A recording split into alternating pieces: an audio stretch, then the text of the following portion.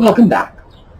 Well, here we are on part 2 of the Bedford Antiques haul video, and when we're through taking a look at the stuff that came from Bedford, we're going to talk a little bit about 20th century Japanese porcelain marks.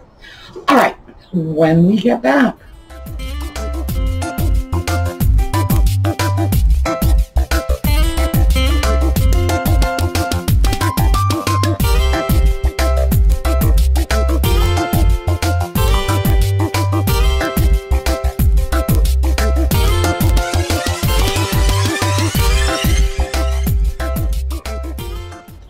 Okay, let's see what we've got here.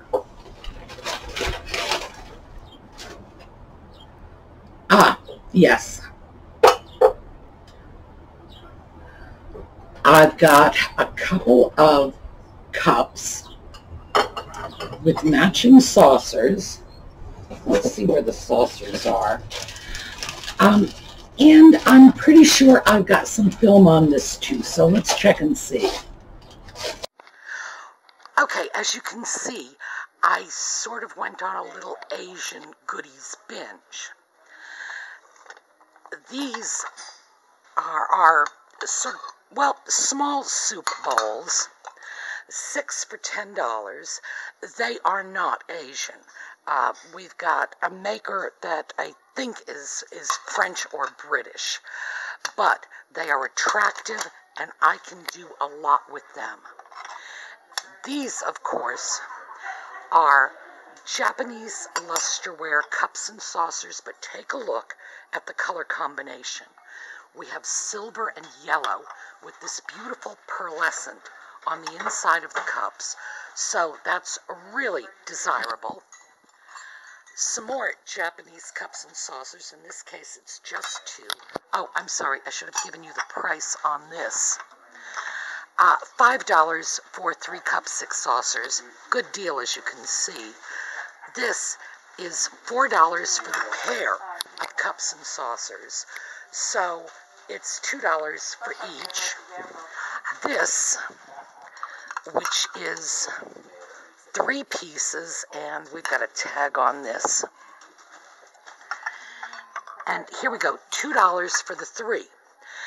Now, as you can see, we've got 2 pieces of geisha ware, but we have another piece of very interesting Asian-looking porcelain. This was the one that caught my eye. It is not Chinese, it's French. So, in any case, very good deal, plus the 2 vases. Now, wait until we take a look at the deal we got on those. Pair, $4. And they are, here, as you can see, lusterware. So, even though it was a very cramped little booth and hard to get around in, it was definitely worth the time it took to wander through there. All right, here are the little saucers, and it looks like we have violets. So violets along with some dark blue. We have 1 saucer is chipped, but once again, we can deal with the chip on the saucer. We can get that repaired.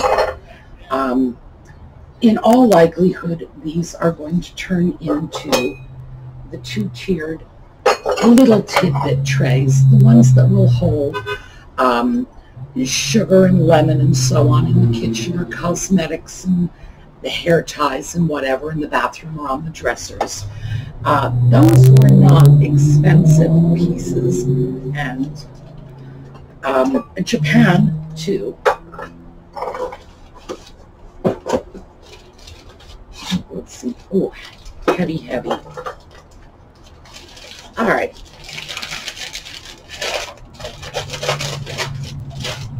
Oh, these.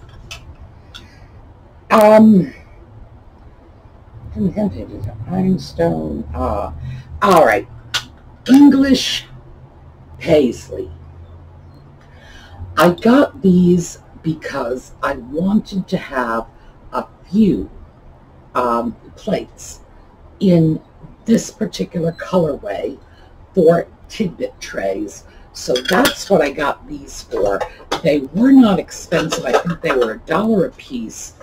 Grabbed those because the reason I went to Bedford a week ago was because I had hoped to be able to grab some plates, but I didn't allot enough time to do it. So I went back on Friday. I thought I allotted enough time. Not quite. I could have done with a bit more time. All right, another bit of American country. I got this piece simply because it's an attractive piece, very heavy stoneware, and I thought, you know, somebody is going to enjoy this. Not too heavy. I didn't pay a lot for it, which means I can sell it without having to worry that it's going to break the bank when someone decides they need to have it shipped across the country. This, by the way, is not my style, but I have friends who decorate with American country. This is their thing, and they have beautiful homes. I love looking at it. I enjoy it. I love the fact that it's heavy, it's serviceable. You know, the porcelain is great. In general, it's usually heavy stoneware with a lot of blues and maroons, which means the decorating is extremely easy. It's sort of like, you know, you get some blue, you get some maroon, and you're good to go. So I always enjoy seeing pieces like that. And that was just a nice little piece.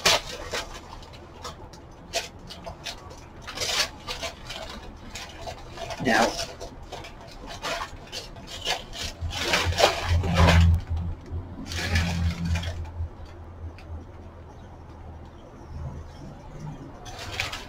these pieces are not Asian. I'm trying to figure out what it says on the back. Chinese something, but this is not made in China. These are Chinese style pieces. So, okay, we got 6 of these, and Chinese pattern H&C. I'm going to have to look this up. It's probably British, but I am going to want to look. This one is in beautiful condition. It's probably the nicest of the set. And let me get you another piece for comparison.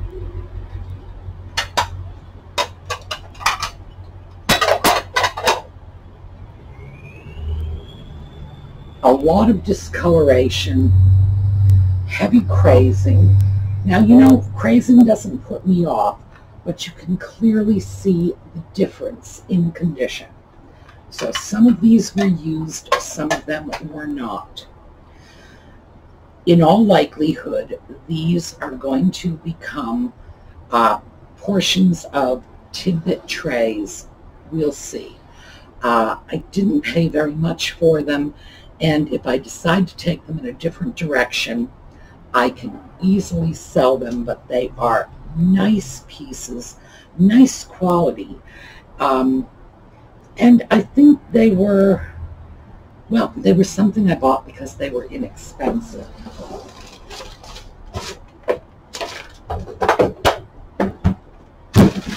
Here we go. This is the last.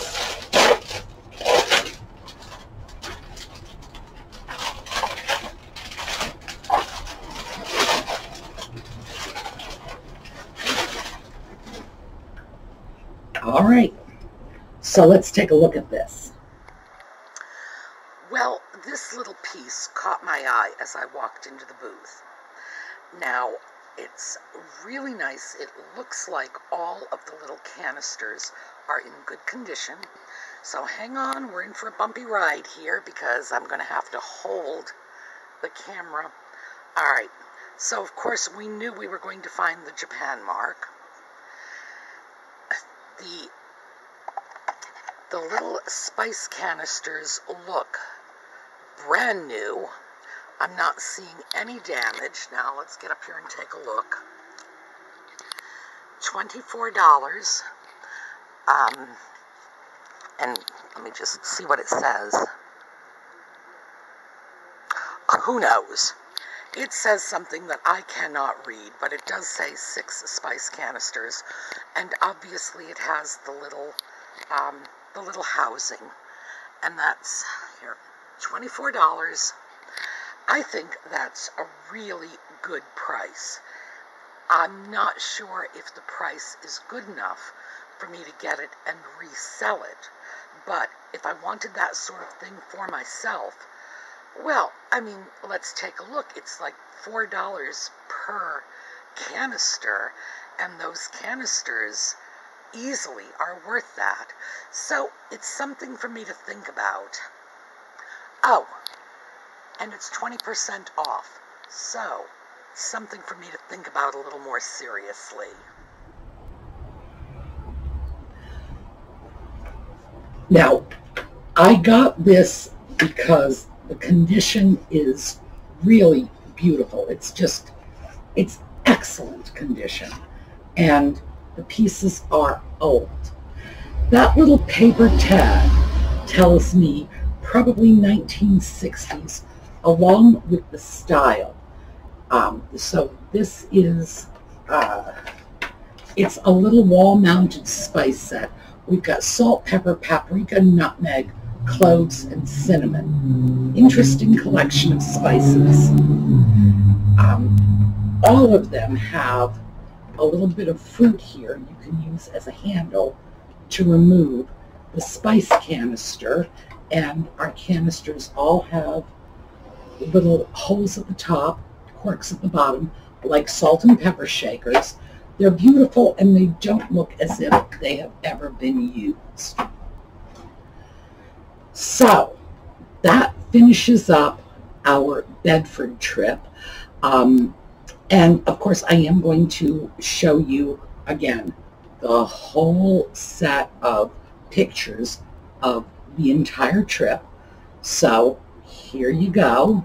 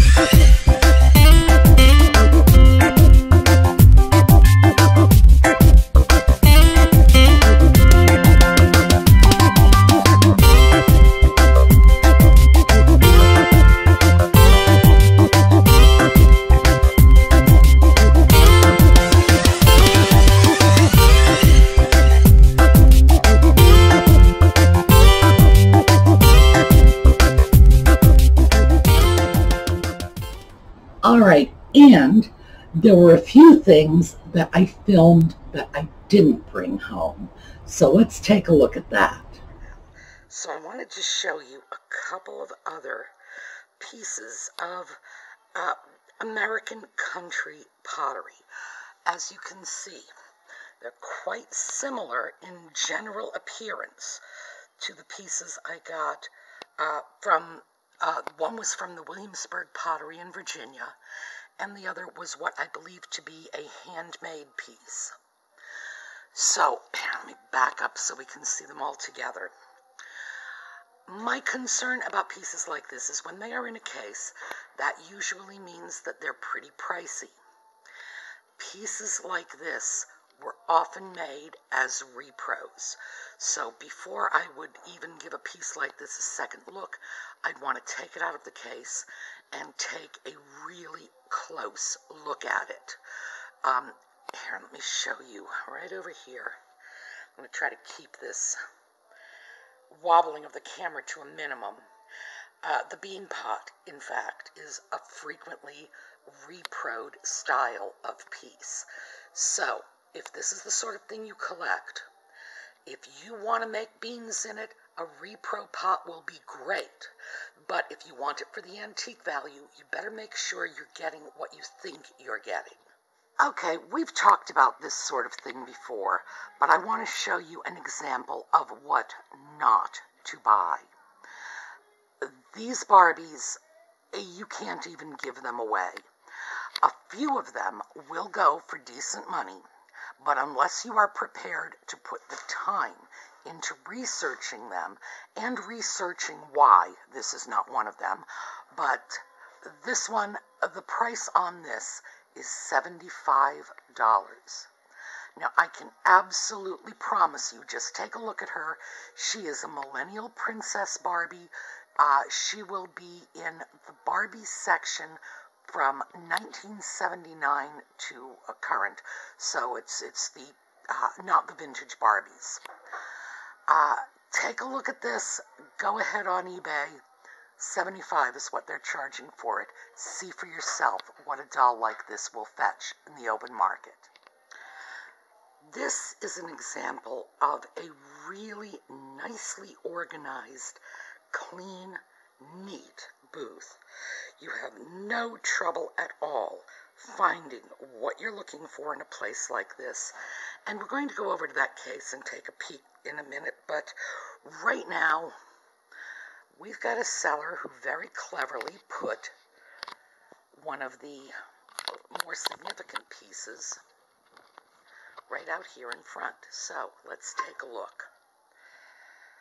This is a Southern pottery piece.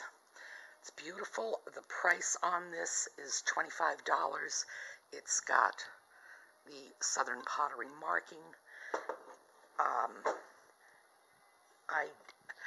I'm not feeling any damage on the piece. At $25, that is probably a fair retail price, so it's not something that's going to come home with me.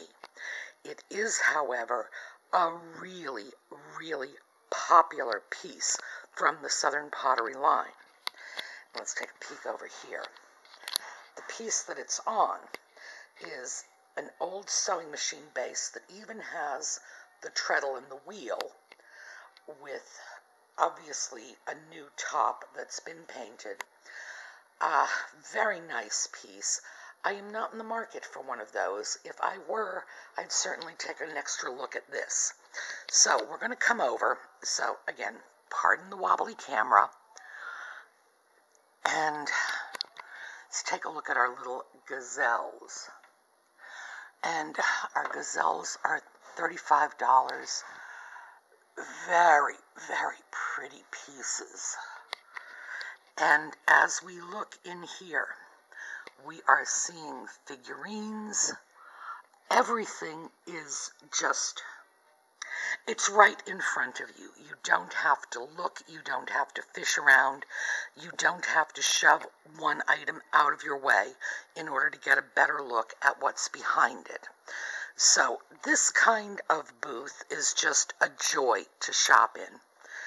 And interestingly enough, although it's a little counterintuitive. You can often get very good deals in booths like this. So it's sort of a myth that the best deals come in the filthy, overcrowded, grungy booths. So we will catch back up and see what else we can find. Well, I found an interesting geisha-ware tea set hiding in here.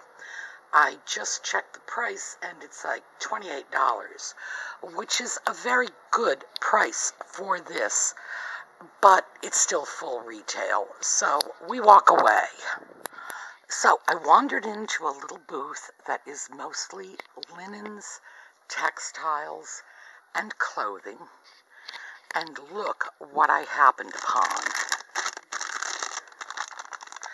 We were talking about this when we talked about setting our hair the old-fashioned way, and people had asked if I remembered these, the spoolies. Well, I most certainly do. Here they are, and we've got a nice little set of them for $4. I'm afraid they will not be coming home with me, though. All right, so now that we have a few minutes, let's talk about markings on the bottom of Japanese porcelain. When you look for Japanese porcelain pieces, when you see them on Etsy, on eBay, etc., you will very often find information listing the company that made them. And there are many, many companies, both in Japan and in the U.S. When it has a U.S.-made company, and we've mentioned a few of them, Otagiri, Lefton, Norleans, as opposed to New Orleans, it's one word, Norleans. They are the importer companies. And so those are all, well, other than Otagiri, which is in fact a Japanese-American company that was founded by people from Japan in the United States. But like Lefton and Norleans, obviously, those are American companies, the import companies. When it has a nice Western name like that, it's the importer. They get their pieces from all kinds of Japanese factories. Well, got their pieces. Most of them are no longer in business because these were mid-20th century companies. Most of them just don't exist anymore.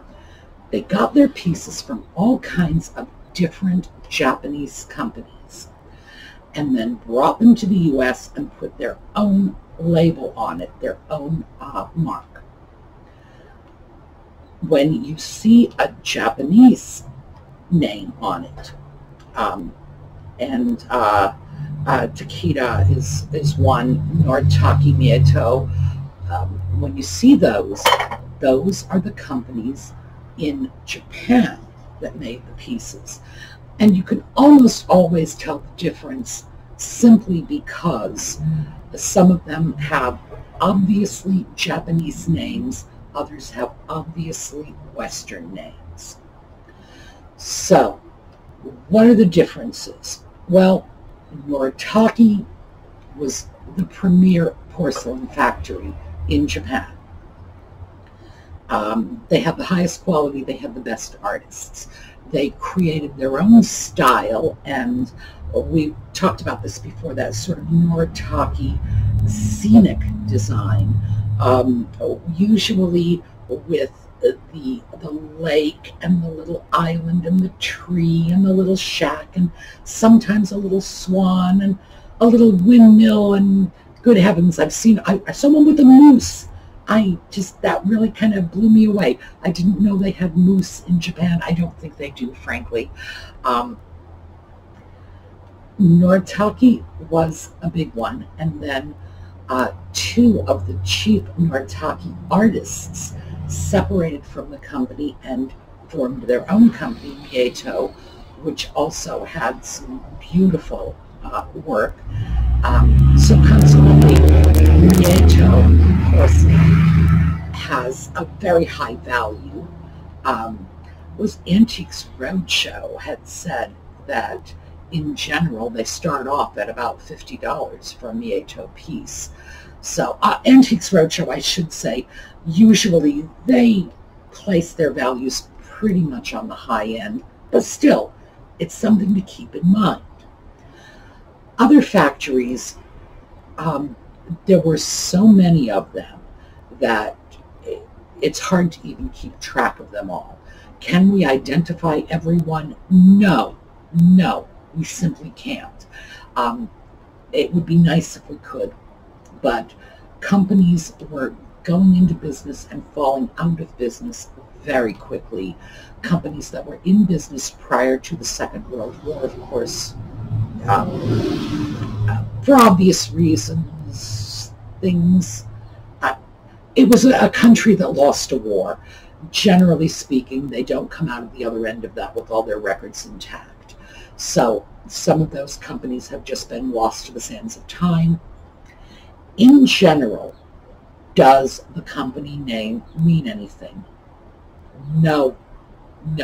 Just to be perfectly honest with you, no. It's not that one company was any better than another. They were companies that were identified by certain prefectures, districts. We'll leave prefecture out because that's really not an American word. Districts. And a company would be in a certain district, and that's how it would be identified. Are any of them appreciably better or worse than others? No. In general, no. So when you are buying Japanese porcelain and somebody will say, well, the double T means the Takita, which is probably pronounced more like Takata. But seriously, my Japanese pronunciation is horrific, but I have had Japanese friends who have utterly shredded my ability to say anything in Japanese. Apparently, Westerners just butcher the language. We do our best, but we don't even come close. So you'll have this, and TT stands for the Takita or Takata company. Does it mean anything? No. It's not like, well, this item bears the Kmart mark and something else bears the Saks Fifth Avenue mark. Not like that at all. These were just factories. So when you see someone saying, well, this is the mark, does it mean anything? It should not mean anything in terms of what you are willing to pay for it, what the seller should command for it. When you look at these pieces, it's not an important consideration. And that's unusual for us because we look at porcelain, when we look at European porcelain or English porcelain in particular, and we'll say, ooh, Spode, ooh, Wedgwood, and we're all impressed because these were important factories where the quality was high and that company name meant everything. Not the same way with Japanese porcelain at all. Now, when we get Chinese porcelain, we don't even have that. You get a piece of Chinese porcelain and you're not going to have a factory name. If you go back far enough and you have Chinese characters, you will have dates, and sometimes you will have regions as part of that mark. But in terms of a factory mark, no. So what we have to remember is when we in the West are looking at Asian porcelain, we have to look at it in different terms. We don't look at it and say, that was an important factory, the exceptions being Noritake and Mieto. And the reason for that, I should mention, is because Noritake and Mieto were making porcelain under contract to Western importers. And because, of course, the Western standards were imposed on these companies, that's why those companies will have more prestige.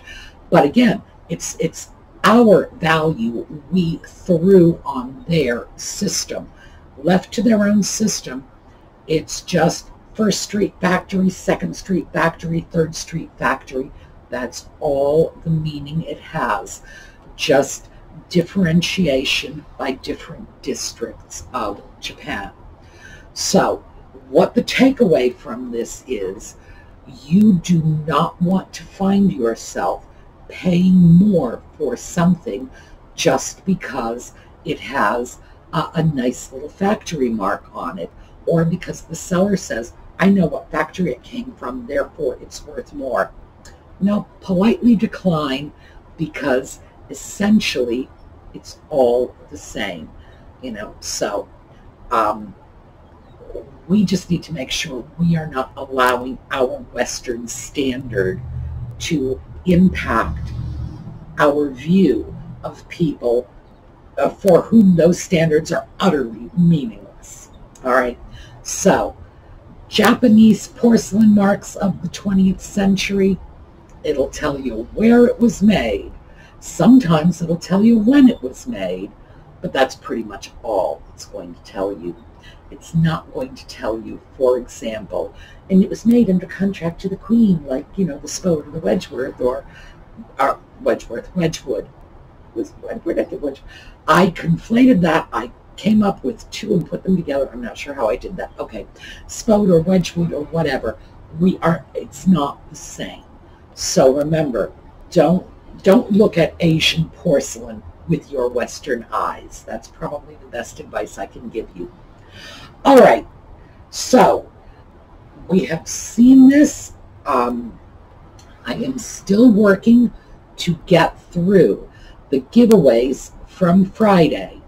If you listed your name for a giveaway, either hit the notification bell or go back and check your comments and see if you have instructions on where to send me an email so I can get your giveaway items out to you. I would love it if we could get this mega giveaway, everything out within the next few days. I'm still thrilled. It looks like it's the most successful giveaway so far. Okay, have a fantastic day, everyone. I will not see you tomorrow. Remember, Tuesday is my day off. I'm going to take Tuesdays and Thursdays off from now on. I will see you Wednesday. Have a great day and take care of yourselves.